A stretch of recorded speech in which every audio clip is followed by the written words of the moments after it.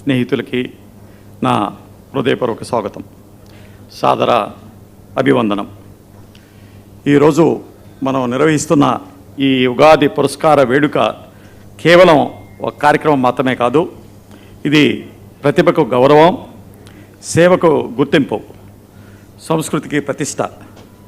ముందుగా మనందరి గర్వకారణమైన పద్మవిభూషణ్ మెగాస్టార్ శ్రీ చిరంజీవి గారికి నా హృదయపూర్వక కృతజ్ఞతలు తెలియజేస్తున్నాను.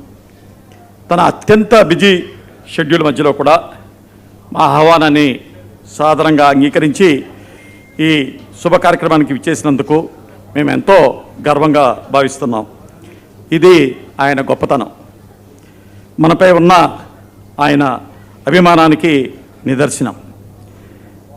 99 టీవీ ప్రజాపక్షం వహిస్తూ ప్రజలకు వాస్తవ సమాచారాన్ని అందించడమే కాకుండా సమాజానికి ఉపయోగపడే కార్యక్రమాన్ని సైతం నిర్వహిస్తుంది.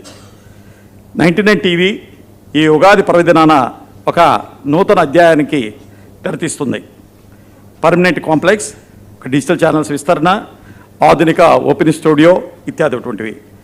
ఈ భవన సముదాయాన్ని చిరంజీవి గారి స్వర్ణహస్తాలతో ప్రారంభించాలని కోరినప్పుడు ఆయన అంగీకరించడం మాకెంతో సంతోషదాయకం.